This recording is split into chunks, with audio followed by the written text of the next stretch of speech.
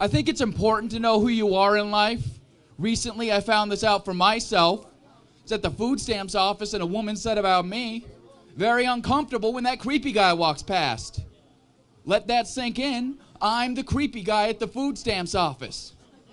Not sure aware of the Olympic level of creepy that must occur, but she was sitting next to a Filipino gangbanger who had no less than 23 teardrop tattoos.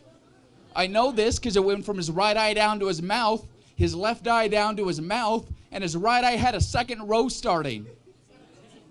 He could drink the amount of murder on his face.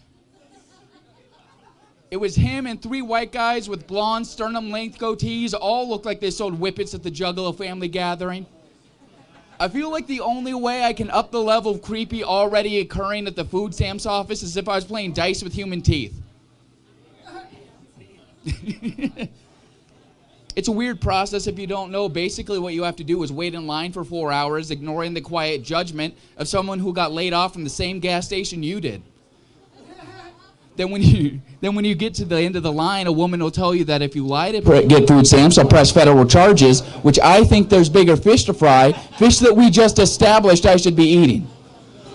Also, I just wasted half a day. I earned that all-you-can-eat buffet of top ramen flavored with my own tears. I know I get a lot of advice on how to do comedy. Dad tells me don't. A lot of my friends will tell me that in order to be successful, your image has to match your character.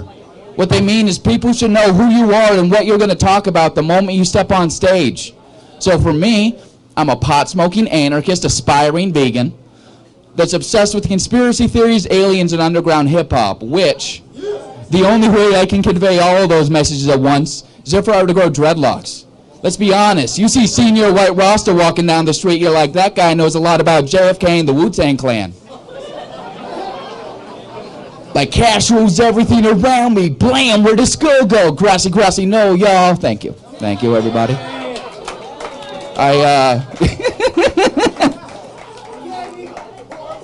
Let me see. I need to get this out of the way. I don't believe in conspiracy theories. I just find them interesting. I have to get that out of the way, because if you say you believe in conspiracy theories, some guy who hasn't left his garage in a month will come up to you and be like, hey, you know the truth. Why don't you run for office? I'm like, I believe the aliens ran the government for 3 years. I'm barely qualified to run a drum circle. Not sure aware of the electoral politics of a drum circle, but it goes like this. Whoever has weed is Treasury Secretary. Whoever has mushrooms is Pope. I don't know. I dropped out of college. That was the smartest decision I ever made because I studied philosophy. If anybody here has kids that grow up to study philosophy, do us all a favor and disown your fucking kids. Just sit them down and be like, here's some mushrooms and a Pink Floyd record. If you want to pretend to be deep to get laid, a guitar is cheaper for the family. I don't know. A lot of comics who get up here and brag about how good they are at eating pussy. Does it look like I have a choice, folks? I'm a balding, overweight comedian with no job, no car, and I live with my parents. I better be good at something. Trust me, ladies, you've never had your pussy eaten unless by someone who has no redeeming qualities. It's just a fact. It's obviously not the most romantic sentiment you can have. I realized that at 12 years old, I saw Titanic and realized that movie was bullshit. If you've never seen this horror movie, basically Jack Dawson, an aspiring artist, wins a trip to the new world and dies to save rich pussy.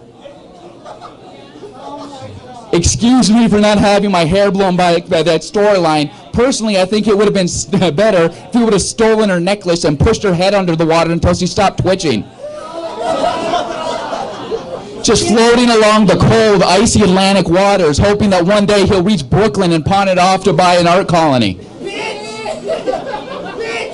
As she's climbing up his leg for freedom, he just shakes it off like toilet paper after you get out of the bathroom. All right. Let me see. I don't know. I have bipolar disorder, so if anyone doesn't know what that's like, it's essentially God giving you a free cocaine binge. The first day is like the first bump you do. You're like, all right, I feel confident. I want to talk to people. That woman will only think there's a 23% chance I'm a serial killer if I hit on her right now. Second day, you think you're God and everyone has to fucking know about it. By the end of the week, you're calling people up with business ideas at 3 a.m. and you're paranoid. Like, hey, come on, write this down. The pen is spying on me. Uber for bees, Uber for bees. We're going to be billionaires. I don't know. Let me see. I was in the Navy for 9 months. Thank you for not applauding. I was only in for 9 months because, as a wise man once told me, cocaine is a hell of a drug. I feel I should explain that. I was in jail while I was in the military because I had a shoe polish stain on the back of my uniform. I would like to repeat that because I did not know that was an arrestable offense. I had a shoe polish stain, so they sent me to jail.